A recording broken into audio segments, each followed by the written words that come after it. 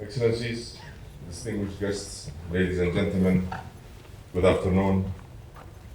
It is indeed my pleasure to be with all of you here today and to be given the opportunity to speak at this year's World Sustainable Development Summit organized by the Energy and Resources Institute.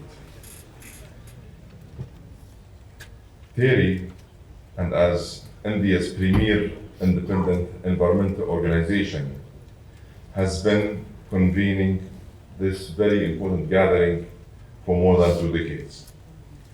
And during that period of time, this summit has made a meaningful contribution and a substantial one to the global sustainability agenda. And before I begin, allow me to thank Dr. Vibha Dhawan for inviting me to speak today. And it is always good to see you, especially after the very good meeting I had with you in Bangalore earlier this month. And as I look around this room, it gives me great pleasure to see so many friends and familiar faces. In fact, when I first arrived this morning to this very nice campus,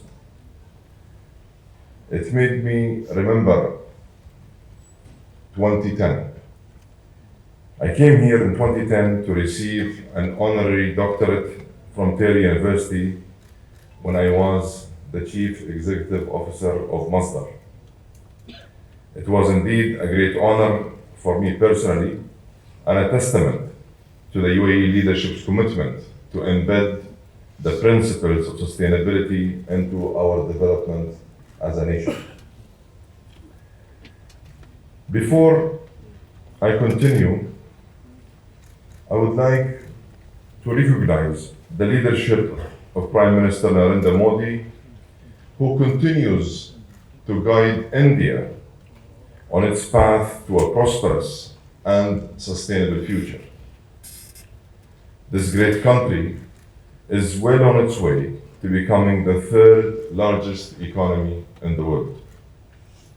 And this makes it one of the largest consumers of energy. And as such, India's sustainable development is critical, not just for India, but for the whole world.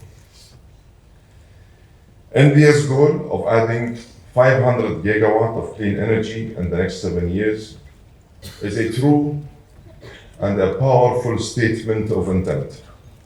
And as one of the largest investors in renewable energy, the United Arab Emirates and Masdar will explore all opportunities of partnership with India to contribute to its high growth, low carbon pathway.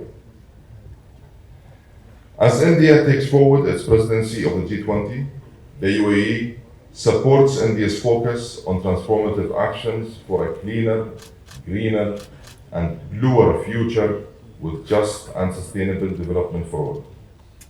And the theme of today's gathering, mainstreaming sustainable development and climate resilience, in my view, is a call to action for all of us. In fact, it is a call to action that will be central to our agenda at COP28. Excellencies, distinguished guests, ladies and gentlemen, the UAE takes on the role of hosting COP28 with humility, a deep sense of responsibility, and a great sense of urgency. We will aim to unite all parties around inclusive and transformational progress. And let me make one thing absolutely clear. The goal of keeping 1.5 alive is just non-negotiable. It is also clear that we can't continue business as usual. Continuing business as usual simply won't get us there. We need a true, comprehensive paradigm shift in our approach to mitigation, adaptation, finance, and loss and damage.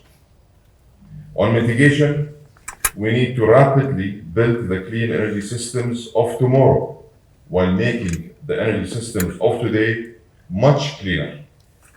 We must triple renewable energy, double hydrogen production, expand nuclear power, improve battery storage, scale up and commercialize carbon capture, and enhance the implementation of efficiency across the board.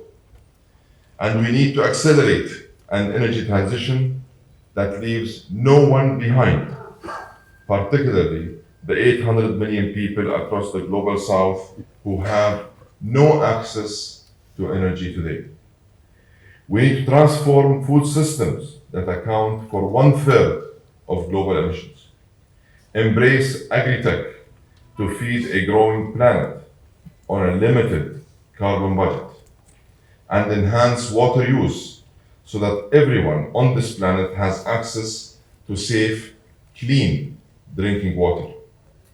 At COP28, transforming our food and water systems will be given the same attention as transitioning our energy and industrial systems.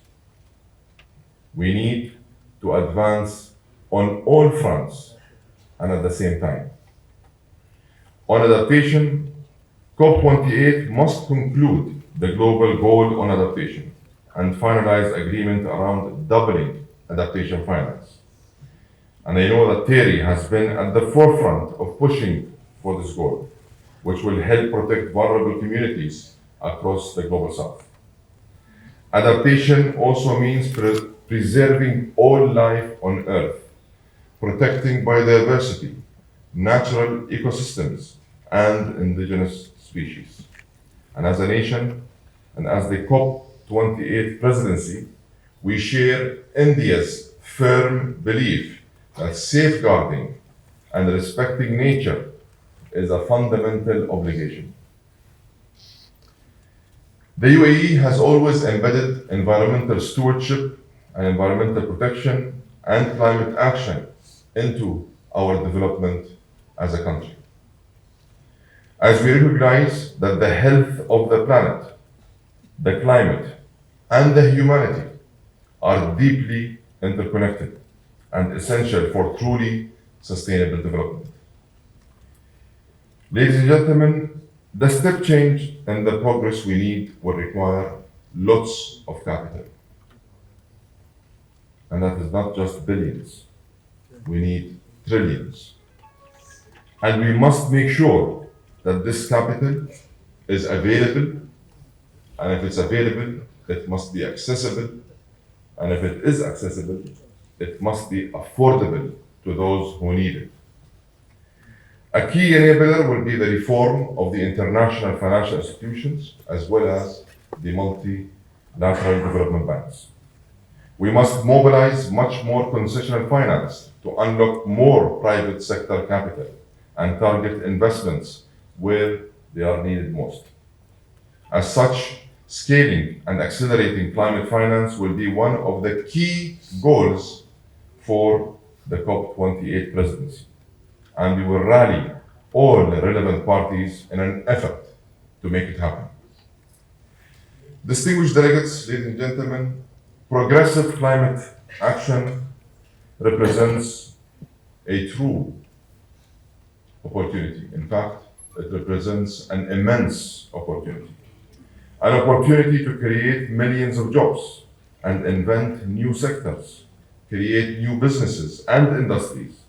In fact, it will create the greatest leap in human development and prosperity since the first industrial revolution. Let's ensure that progress is truly inclusive and that no one is left behind. Let's keep 1.5 alive while putting an end to energy and water poverty. Let's unite around climate action that carries humanity forward. And let's prove that you can be pro-climate and pro-growth at the same time. In the months to come, myself and the COP28 team will continue to listen, consult, and engage with everyone.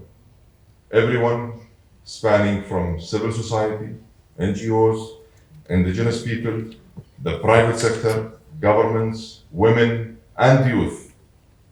Let's unite everyone around a COP of action, a COP for all, a COP of solidarity and unity.